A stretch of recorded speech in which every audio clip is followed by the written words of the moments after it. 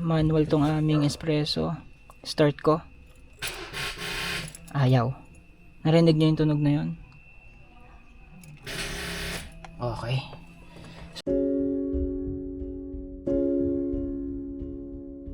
Sa pag-ikot ng panahon, 5 taon na ang lumipas. 5 taon na naming kasama ang isang maliit na sasakyang naging saksi sa malalaking kwento ng buhay namin, ang Suzuki Espresso. Hey guys, so andito na po kami ngayon sa baba and ipapakita na namin sa inyo ngayon ang Suzuki Espresso ng Malapitan. Let's go! Okay.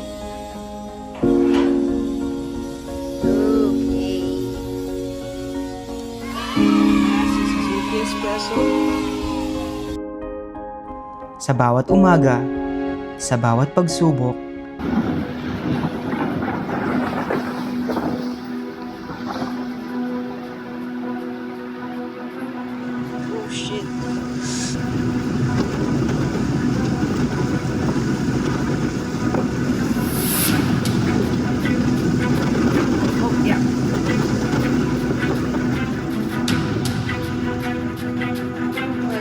Happened. ang dami kong natutunan sa travel namin ngayon. Ito ang sitwasyon namin ngayon, mga bossing. Ito kasi kailangan naming tawirin. Oh. Naku po. Ayokong isugal na ilusong dito, baka ma-stuck kami. Delikado. Lumalalim to. Wala pa man din kaming kasama. Sa bawat lakad na kinakailangan naming harapin, nandyan siya. Tahimik, matatag, maaasahan. 4 na oras ang biniyahe namin mula Metro Manila bago namin narating ang San Marcelino, Zambales. At mula rito, dadaan kami sa Lahar at aabutin ng 40 minutes bago marating ang Mapanwepe Lake. Ang daming baka.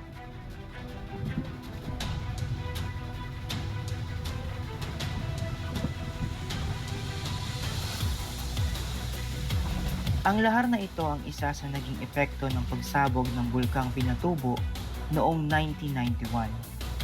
Mas makakabuting kumuha ng tour guide sa halagang 400 pesos kung day tour at 800 pesos naman kung overnight. Marami na akong nabalita ang nabalahaw sa lugar na ito. Kaya kung hindi naman mabigat ang halagang ibabayad mo sa tour guide, huwag ka nang manghinayang. Kapalit naman yan ang iyong kaligtasan.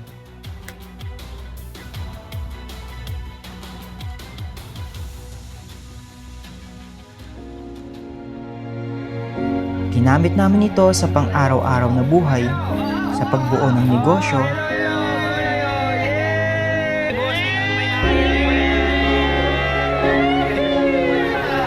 Saan galing mga gulay nyo? May siya. Makaka-discount pa kami. Pare! Biglang tumahimik ah. ang ating dekoran ng mga kulay, samot-saring kulay yan ng bossing. Sa malalayong biyahe at sa car camping na minsan akala namin para lang sa ibang tao, pero hindi.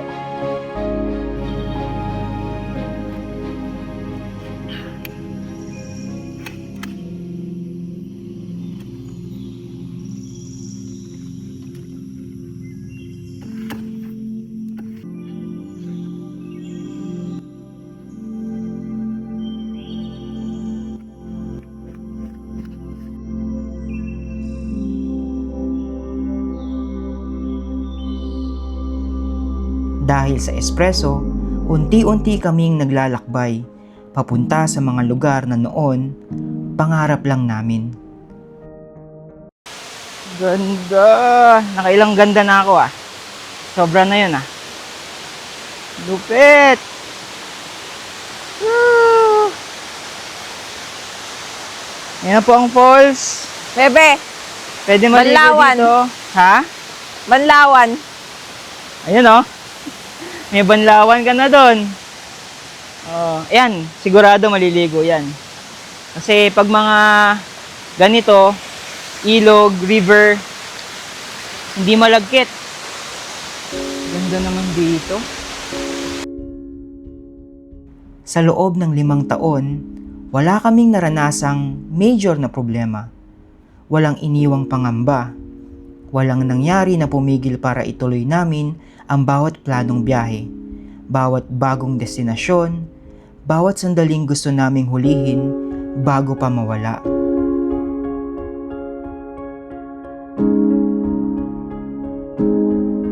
Sa liit nitong sasakyan, dinala kami sa malalaking karanasan, sa mga daang walang signal, sa mga bundok na may katahimikan, sa mga lugar ng tanging pag-asa at tiwala lang ang baon namin.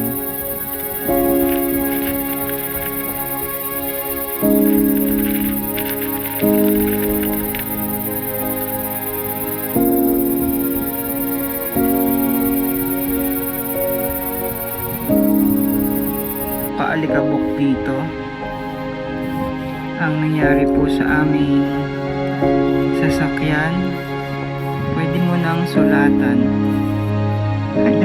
At sa bawat tanawin na humihinto kami at napapabuntong hininga, lagi naming naaalala, kung hindi dahil sa espresso, baka wala, hanggang pangarap lang lahat ng ito.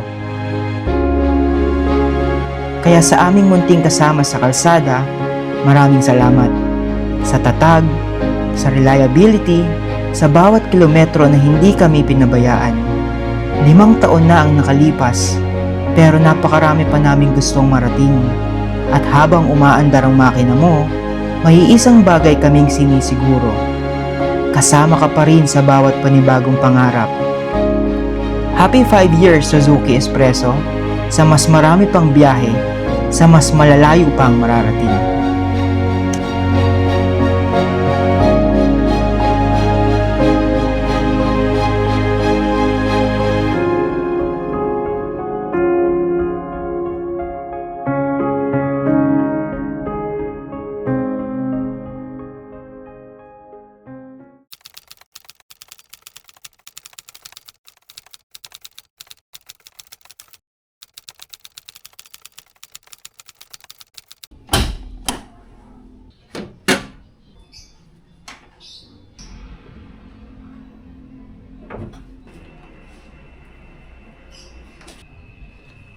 Good day mga bossing and Happy New Year.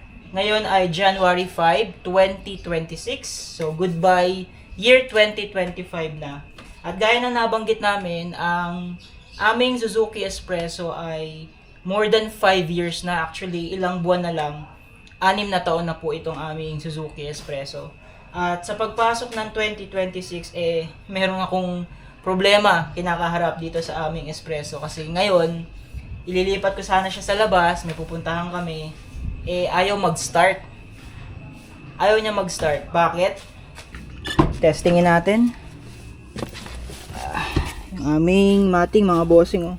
Ilang taon na yan, pero looks new pa rin. Yan. So, kung kailangan nyo ng quality mating, order po kayo sa amin sa Danzi Store, Shopee, Lazada, TikTok. Pwede rin po sa page namin, Danzi Vlogs. Yan. Quality po yan. Siguradong papakinabangan ninyo at sulit. So, testingin natin ang ating espresso. Okay, start ko muna. 2. Okay, so nakabukas na yung dashboard. Tingnan nyo mga bossing ha. Okay, manual tong aming espresso. Start ko. Ayaw. Narinig nyo yung tunog na yun? Okay. So, pag ganyan, alam ko na, baterya ang problema. Ang battery naman ng sasakyan ay talagang pinapalitan yan every now and then. Kasama yan sa tinatawag na consumable na mga pyesa. Bali, more than 5 years na nga itong aming espresso. Yung stock na battery nito, nagtagal, umabot siya ng 3 years. Okay? 3 years. Tapos, nung pinatanggal ko yung baterya nitong espresso, yung stock na battery ha, ang brand nun ay Amaron din. So, kaya ang pinapalit kong battery dito is Amaron. Pinalitan to ng August 2023. So, ngayon ay 2026 na. Kinumpute ko, nasa 29 months na namin ginagamit itong battery ng Amaron. Yan. Ang warranty nito nung binili namin is 21 months. So, out of warranty na yan. Kailangan ko na magpalit ng panibagong baterya. Hindi kami sponsored ng Amaron mga bossing ha. At hindi ko rin pinopromote yung Amaron na yan. Sinasabi ko lang sa inyo na yan ang gamit naming battery dito sa Espresso. Kasi yung stock niya, ang brand Amaron eh. Kaya sinunod ko na rin, Amaron na rin yung kinabit ko. So ngayon, nag-order na ako ng panibagong NS40 na Amaron i-deliver dito para magamit na ulit naman itong Suzuki Espresso namin. Okay, nandito na ang delivery ng ating Amaron. Mache-check pa ba yung ano yan, battery health? Check out. Oo, check muna natin.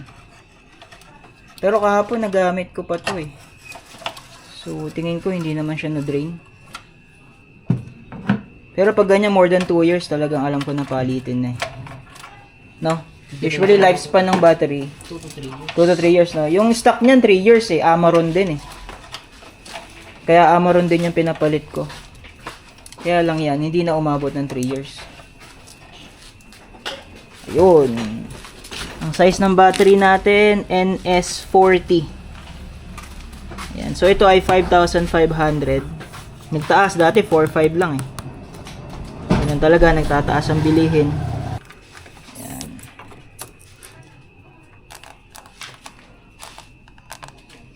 Testing.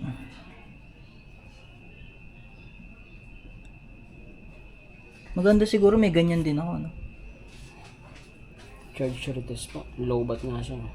Low bat. Kaya Health, po ayaw na Zero charge. Ang lumabas dito sa battery test nila is charge retest, tapos battery health 0, tapos charge 0, as in na-drain na to. So, pwede ko pa sana siyang ipa-charge. Baka gumana pa, pero hindi ko nagagawin yun kasi alam ko rin na kapag talagang palitin na yung baterya, nagsa-self-discharge siya. So, ayoko naman mangyari na nasa bundok kami, alam niyo naman, nagka-camping-camping kami. Bigla na lang alam mo, magkakaproblema to. Paano kami uuwi? Itutulak ko yung sasakyan. Minsan, di ba, madalas kami lang ni Kenzie ang nasa travel. Kaya alam ko na pag pina-charge ko to, yes, possible na gumana pa siya, pero baka ilang araw lang mag self-discharge na naman siya. Sulit na rin naman yung 29 months, kaya ito, pinalitan ko na ng bago para sigurado. Kasama naman talaga yan sa mga gastos ng may sasakyan. Ito ay part ng ating consumable na kailangan pag-budgetan. Yan, so ito nasa 5,500 pesos yung ating panibagong baterya. Natin. Okay, sa pag-start ng makina mga bossing, para tumagal ang ating mga sasakyan, huwag nyong dire-diretso, isa-isang click lang, kagaya nito. 1. Okay. Yan, madaloy na. 2. Bubukas yung mga ilaw sa dashboard. Ayan, testing natin kung gagana. Yun. Woo! Battery problem solved. Year 2026, panibagong gastos. One click, start kagad kasi bagong ating Amaron, ating baterya. Ayan, Amaron, baka naman. So, ang warranty nito ay 21 months. Yan, yung previous na battery namin tumagal ng 29 months. Sulit na rin kasi nga ang lifespan ng battery 2 to 3 years. So pag lumagpas ng 2 years, pwede na. Pag lumagpas, umabot ng 3 years, sobrang sulit.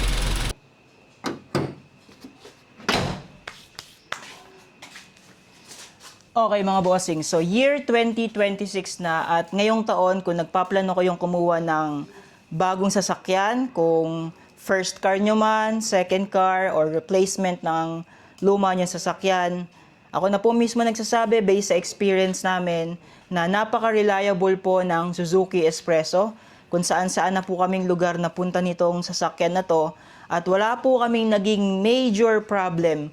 Bukod syempre sa mga consumables na kailangan naman talagang palitan, kagaya ng pinakita ko kanina, baterya.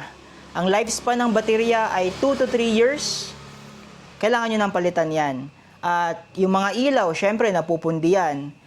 So far, yun lang naman yung mga pinalitan namin na kailangan dito sa aming Suzuki Espresso. At ngayong magsi 6 years na siya, panibagong baterya, panibagong enerhiya, panibagong journey na naman ang makikita nyo sa channel namin. Marami kami mga lugar na hindi pa napupuntahan na gusto namin puntahan, kagaya ng Atok Benguet. Gusto namin mag-camping dun sa highest point, yung malamig na lugar. Marami kaming gustong gawin ngayong year 2026 at sana subaybayan nyo pa rin kami dito sa channel namin sa YouTube, Dancy Vlogs. Available din po yung page namin sa FB. Search nyo lang po, Dancy Vlogs din ang pangalan ng aming Facebook page. Doon naman po nag-upload kami ng mga products na pwede ninyong mabili sa mga car accessories. So ngayon 2026, let's do good. At maraming salamat sa panonood and see you on our next journey.